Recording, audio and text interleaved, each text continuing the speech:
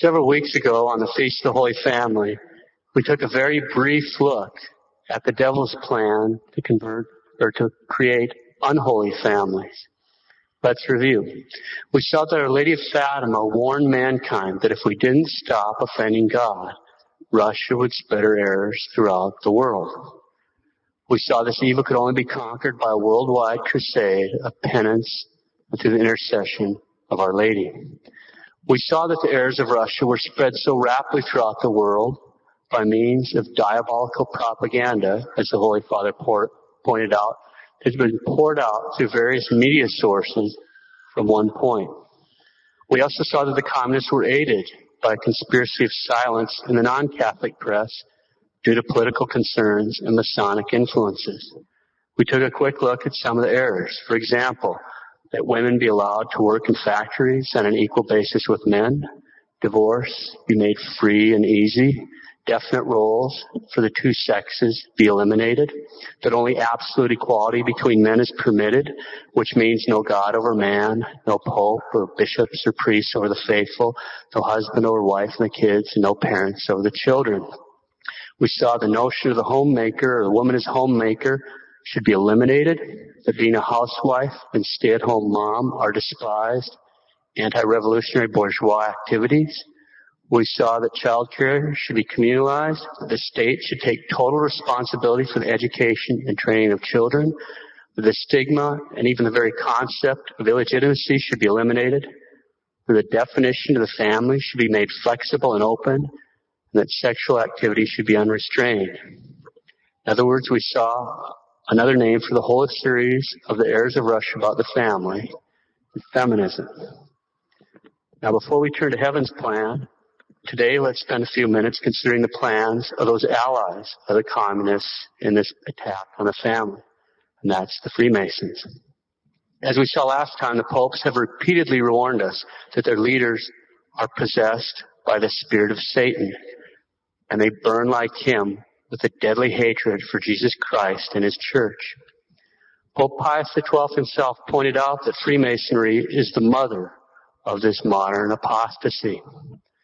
Keep in mind that apostasy means the total rejection of the Catholic faith. How is it that the Freemasons gave birth to this terrible apostasy that we all find ourselves struggling in? How could they cause apostasy?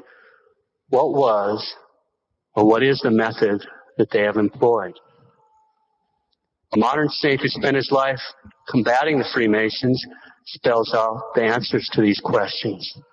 Let's briefly consider what that saint, St. Maximilian Kolbe, has to say about the method of the Freemasons. In 3 points, St. Maximilian summarizes their attack upon the church.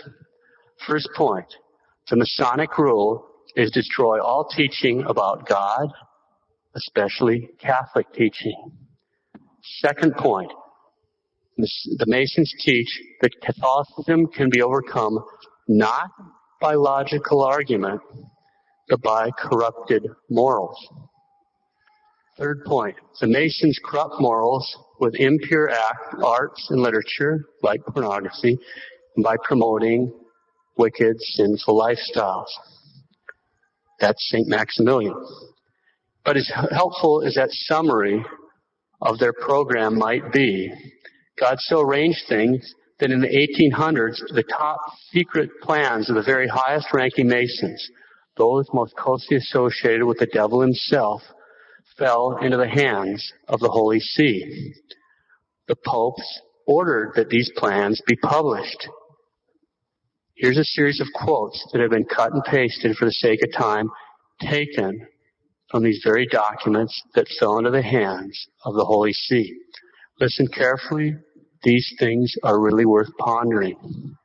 Quote, now these are the enemies of God. Quote, the work which we have undertaken is not the work of a day, nor of a month, nor of a year. It may last many years, a century perhaps, but in our ranks the soldier dies and the fight continues. Let us prepare our arms in the silence of the lodges. Let us then never cease to corrupt. Let us not make martyrs, but let us popularize vice amongst the multitudes. Let us cause them to draw it in by their five senses, to drink it in, to be saturated with it. Make vicious hearts, and you will have no more Catholics. Close quote. Let us then never cease to corrupt. Let us not make martyrs. See, they learned their lesson in the French Revolution. They provoked a reaction. Let us not make martyrs, but let us popularize vice amongst the multitudes. Let us cause them to drink it in by their five senses, to drink it in, be saturated with it, make vicious hearts, and you have no more Catholics. That's bad enough. There's a lot to ponder already, but as we'll see in the next quote, they're very specific about exactly how they plan to accomplish these goals. Quote, keep the priests away from labor, from the altar, from virtue. Seek adroitly to otherwise occupy his thoughts and his hours. Make him lazy, a gourmet, politically active. He will become ambitious, intriguing, and perverse. It is corruption en masse that we have undertaken, the corruption of the people by the clergy, and the corruption of the clergy by ourselves, the corruption which ought one day to enable us to put the church in her tomb. Close quote. Keep the priest away from labor, the altar, from virtue. Seek to occupy his thoughts and his hours. Make him lazy, a gourmet, and politically active. And he'll become ambitious, intriguing, and perverse. Keep the priest away from labor, altar, and virtue, and he will become perverse. Let's continue. Quote. One of our friends said to us, in order to destroy Catholicism, it is necessary to commence by suppressing woman. The words are true in a sense, but since we cannot suppress woman, let us corrupt her, because when the best are corrupted, they become the worst. The best dagger with which to strike the church is corruption, to the work's end, to the very end. Close quote. In order to destroy Catholicism, it is necessary to commence by suppressing woman. Since we cannot suppress woman, let us corrupt her with the church, because when the best are corrupted, they become the worst. Shades of the Garden of Eden.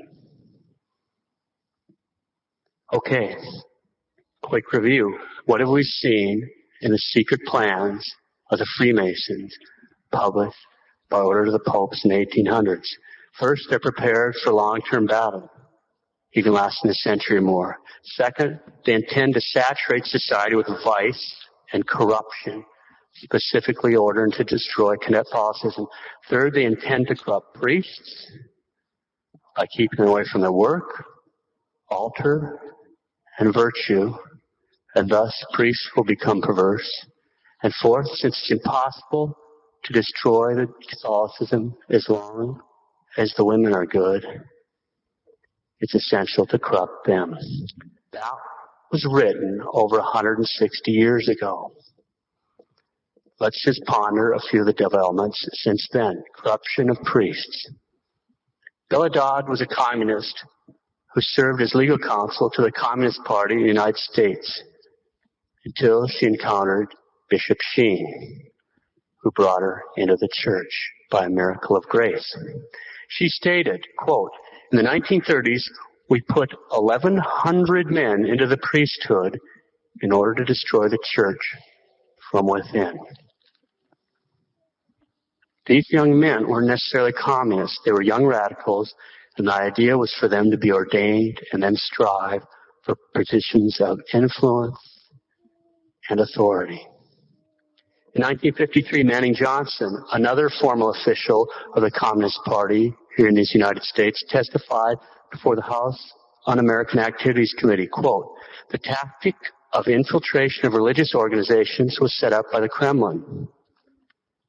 In the earliest stages, it was determined that it would be necessary to concentrate communist agents in the seminaries because these institutions would make it possible for a small communist minority to influence the ideology of future clergymen in paths conducive to communist purposes. Close quote. As Our Lady had warned, if we didn't stop offending God, Russia would spread her errors throughout the world. Corruption of women. In 1928, Pope Pius XI said, quote, "There's a sad forgetfulness of Christian modesty, especially in the life and dress of women." That same year, the International Review of Freemasonry said, quote, "Religion does not fear the dagger's point, but it can vanish under corruption. Let us not grow tired of corruption. We may use a pretext such as sport, hygiene, health resorts. It is necessary to corrupt. There are boys and girls practice nudism and dress. To avoid too much reaction, one would have to progress in a methodical manner. First, undress up to the elbow, then up to the knees, then arms and legs completely uncovered. Later, the upper part of the chest, the shoulders, etc., etc., etc." Remember Our Lady of Fatima's warnings, quote, "More souls go to hell for sins of the flesh than for any other reason. Certain fashions will be introduced which will offend our divine Lord very much. Those who serve God ought to not follow those fashions. The church has no fashions. Our Lord is always the same." Close quote. The Blessed Virgin Mary, Mother of God. Our Lady warns about corrupt fashions. The popes have warned over and over again about corrupt fashions, but this methodical corruption continues unabated right up to our present day. See, when the serpent really wants to take out a society, really wants to take them out, he attacks the woman.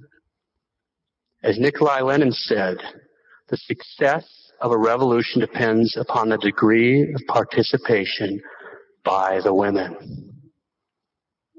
And speaking of revolutions, why was this modern corruption of morals called the sexual revolution? Was that just some kind of accident? Does anyone here know who actually coined that term?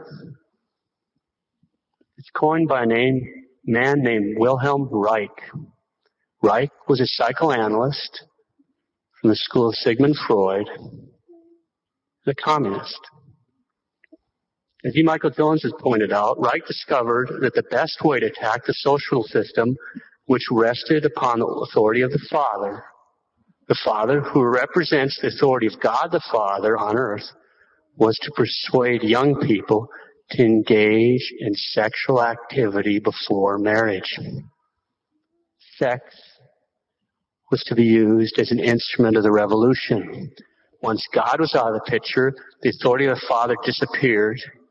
And with that, the entire social order based on the moral order collapsed, since sexual morality is the foundation of social order. Obviously, in these matters, the man is easy. They're a lot weaker. The problem here was the woman. The success of a revolution depends upon the degree of participation by women. Reich saw that when he's dealing with an individual woman, he had a very hard time breaking down her moral standards and inhibitions.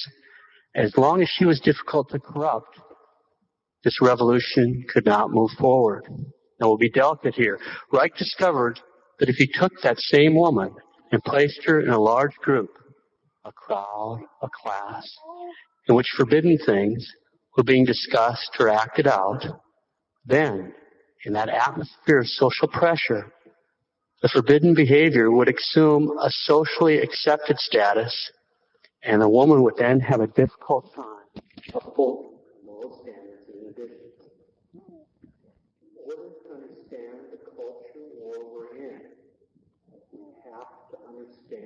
point.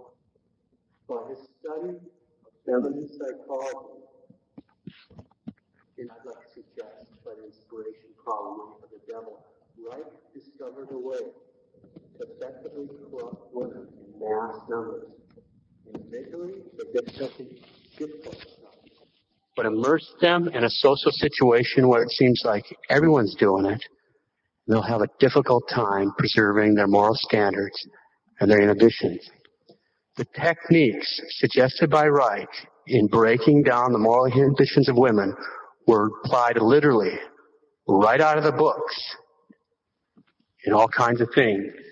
For example, Woodstock and similar music festivals. They're used today in so-called sex ed classes, college campuses.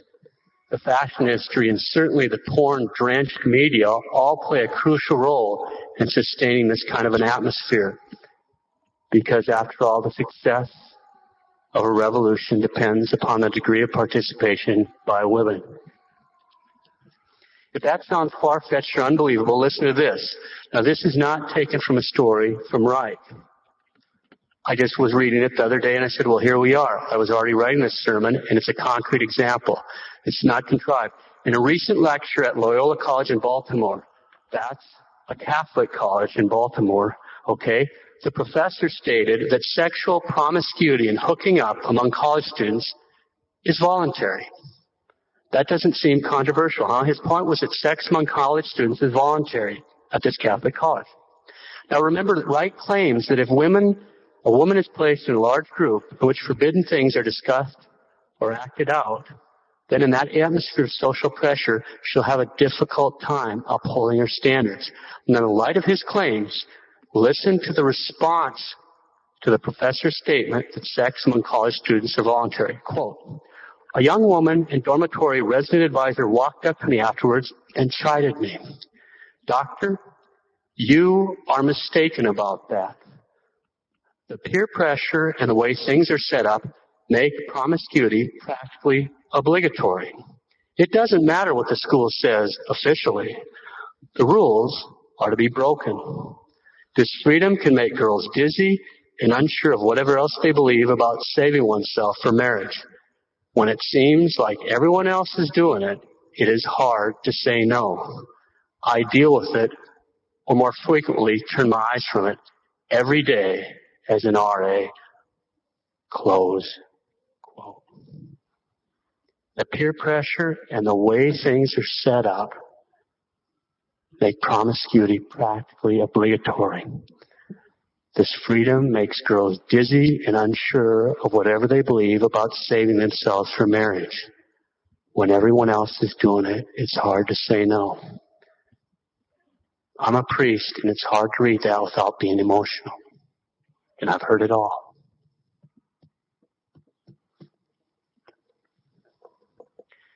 Elsewhere in the essay, the professor writes, quote, in most American college co-ed dorms, the flesh of our daughters is being served up daily like snack jerky. The gates are wide open, and no guards have been posted.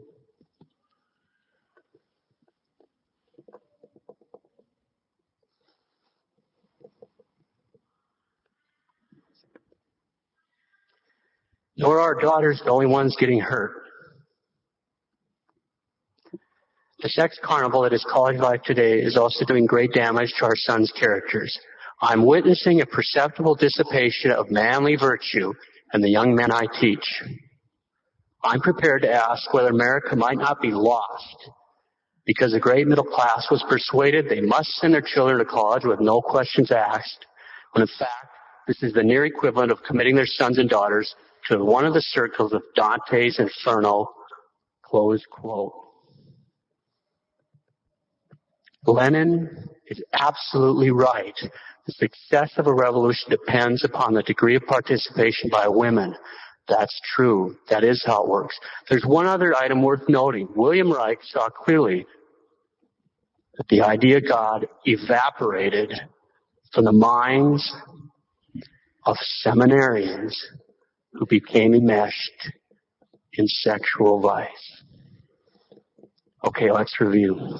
We've seen in the secret plans of the Freemasons in the 1800s, they prepared for long battle, even a century or more. They intended to saturate society with vice and corruption in order to destroy Catholicism. They intended to corrupt priests by keeping them away from labor, altar, the practice of virtue. By this means, they would become perverse. They realized since it was impossible to destroy Catholicism as long as the women are good, they must be corrupted. We've seen with regard to the corruption of priests that by the 30s, the communists embarked on a deliberate program of inserting radicals into the seminaries. With regard to the corruption of women, the Freemasons embarked on a deliberate program of gradually increasing the modesty of dress. And the revolutionaries realized that the best way to attack and overthrow the social system was to persuade young people to become sexually active before marriage.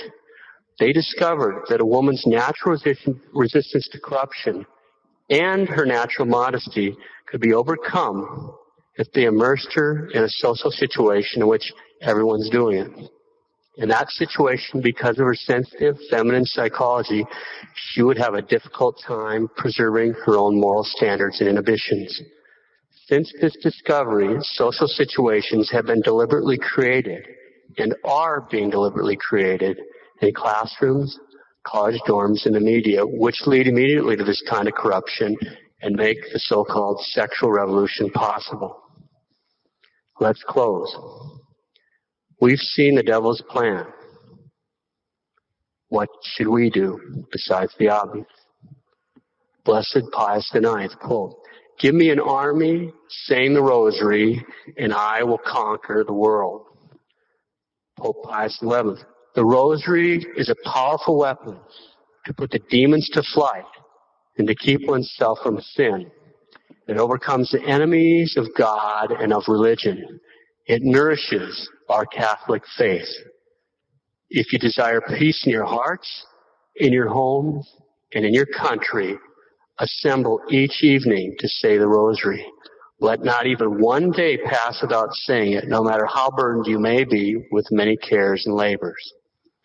If you desire peace in your hearts, in your homes, and in our beloved country, say your rosary every day."